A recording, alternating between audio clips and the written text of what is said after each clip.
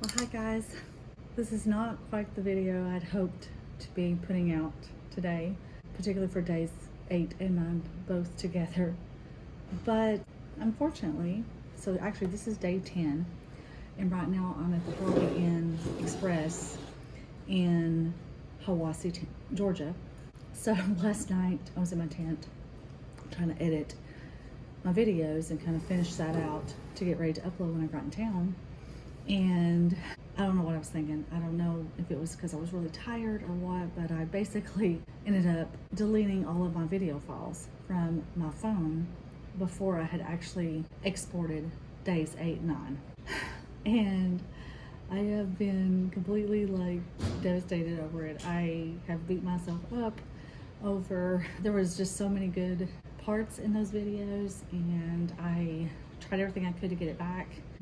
Jerry even came out to see me today to try to help me fix it, and it just was not fixable. And it's just the sad reality being that once you hit the permanently delete from iPhone, they're gone forever. And I have OCD, so I have a tendency to want to keep things organized and everything. And any lesson learned. So if you are going to YouTube your hike, be very, very careful about that, because those are memories I can't get back, not video wise. I did take a few pictures. I'm going to just kind of go through and give you as much as I can a story of what happened days 8 and 9, and I'll insert some pictures here and there where I can of the different things that happened. So this day we were staying at Low Gap Shelter, which is 42.8 on the trail. So the whole night there was really strong winds, and it basically, my tent sounded like a freight train was running through it. It was so loud. Woke up the next morning and there was snow everywhere. So snow was completely covering my tent. But one cool thing about it was there was a really amazing sunrise. It was really pretty, and I did capture that also on video, on photo as well. Low Gap Shelter is not a really great tent campsite. There was no level tent pads at all. It was all very rocky and very hilly, and the shelter itself was also very small. Like, there wasn't upper level, there wasn't really a front to it. But anyway, so basically that day started out hiking in the snow. And so the first half of the hike wasn't too bad. It's basically almost like walking along an old road bed, and of course it was covered in snow. And besides, like I said, the first half was pretty good, and then kind of the second half I don't know if it was ever really, I don't remember now, but I don't think it was ever super bad. We did take a stop at Blue Mountain Shelter and had lunch, me and T. Oh, and then that was the thing, so that day T got her trail name, and her trail name is Poppins. Well, she was called Mary Poppins, but we shortened it to Poppins. And that's because she carries an umbrella. So she kind of looks like Poppins, like Mary Poppins with her umbrella. So originally we were going to hike up to the Rocky Mountain and stay the night there, but we decided just, the snow and everything else, we just want to go back into town and sleep, be warm. So we decided going to Unicoi Cap. I also was hoping to get videos uploaded, because I've had a real hard time struggling with getting videos uploaded, because even though where I stay there's been Wi-Fi, the Wi-Fi is not good enough for uploads. So I'm having to use my cellular data, and that takes like an hour or 2 hours to get one video uploaded. So I was like, hey, that'll give me some time, because I wanted to make sure I could get a couple more videos uploaded. So, we both were kind of ready to go into town. So we ended up, getting to Unicoi Gap. The down was pretty rough. It was very, very rocky. It was so rocky, like my feet were hurting, my knees were hurting. It was just real steep and rocky going down, so I do remember that. And we ended up hitching a ride. So we got down there, and Unicoi Gap, the road is pretty busy. There's a lot of cars. So we didn't wait long at all, maybe 5 minutes or 10 minutes at the most. And a nice guy by the name of Chester picked us up. Also got that on video. Didn't get any other pictures, so don't have that. But yeah, Chester picked us up, and took us into Hiawassee. Sorry, I might be saying that wrong.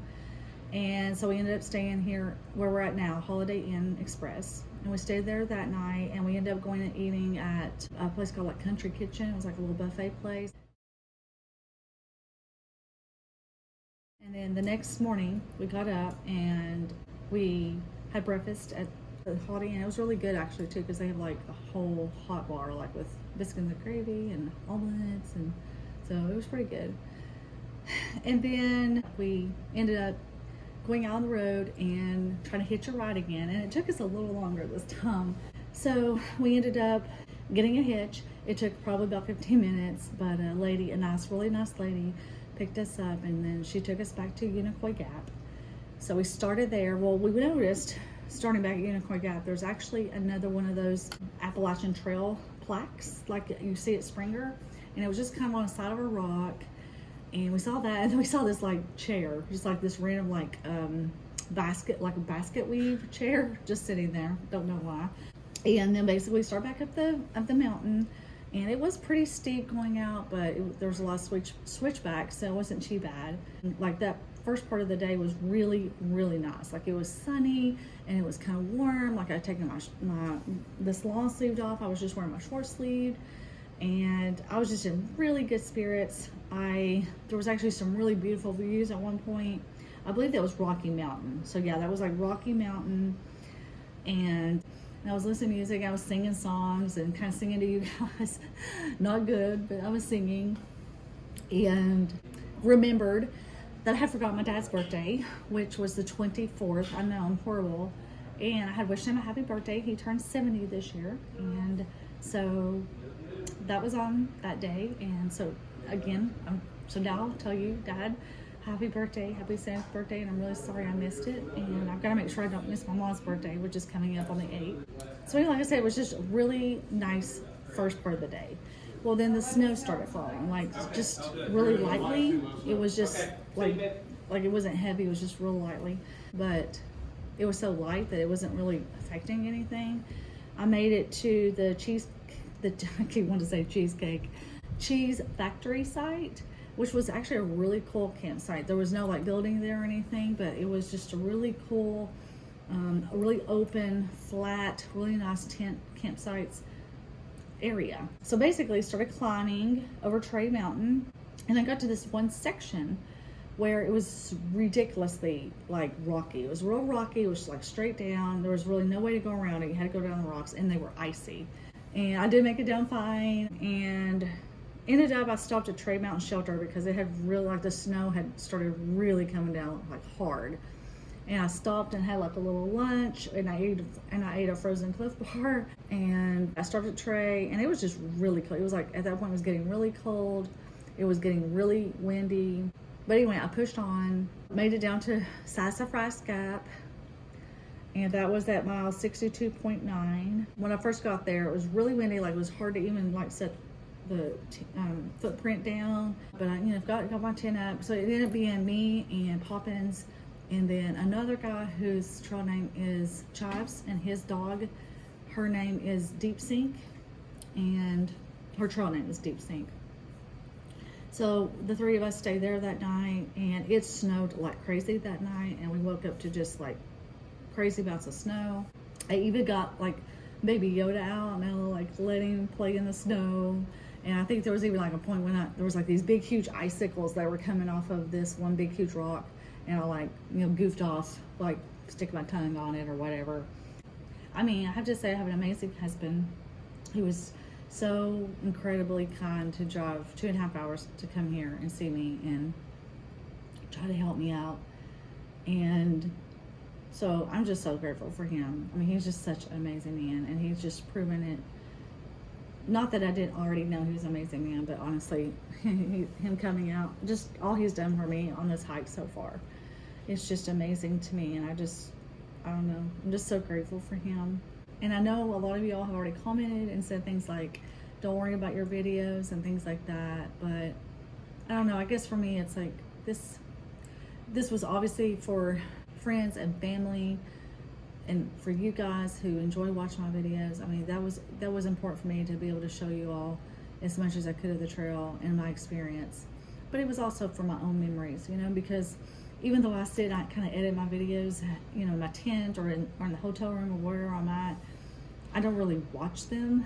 And I thought it would be nice one day, maybe once I'm done with the trail, to go back and watch all my videos. So I just won't have day 8 and 9. And I know in the grand scheme of my videos, it's not that big a deal, but I don't know.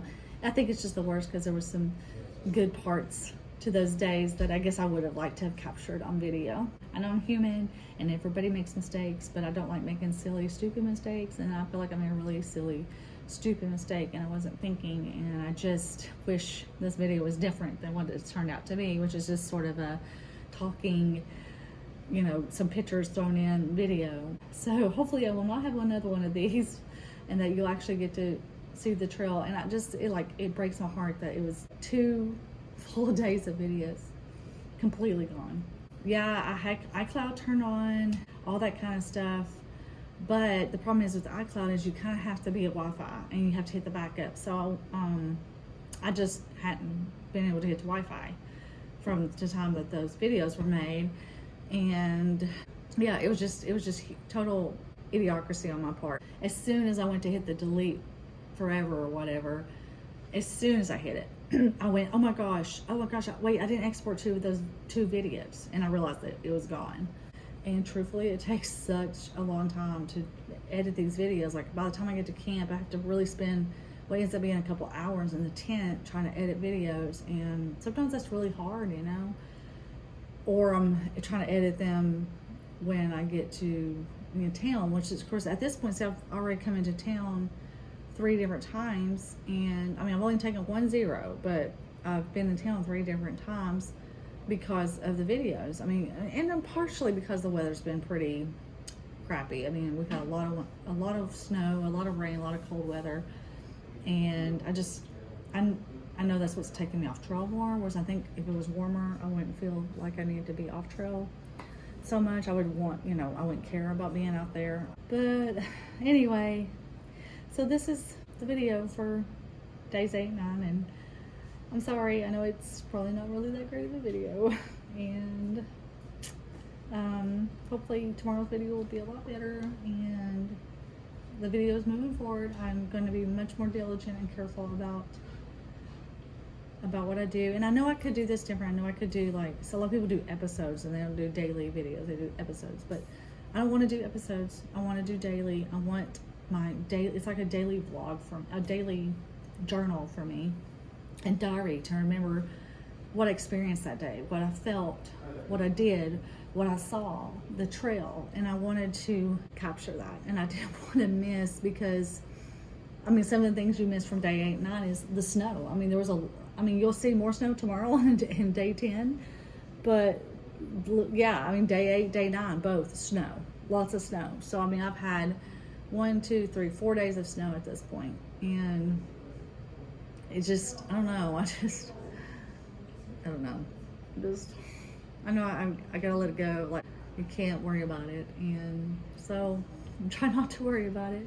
I know in the grand scheme of things, it's not the end of the world. It's not a big deal, but it just breaks my heart when I think about some of the awesome stuff I feel like I had on film.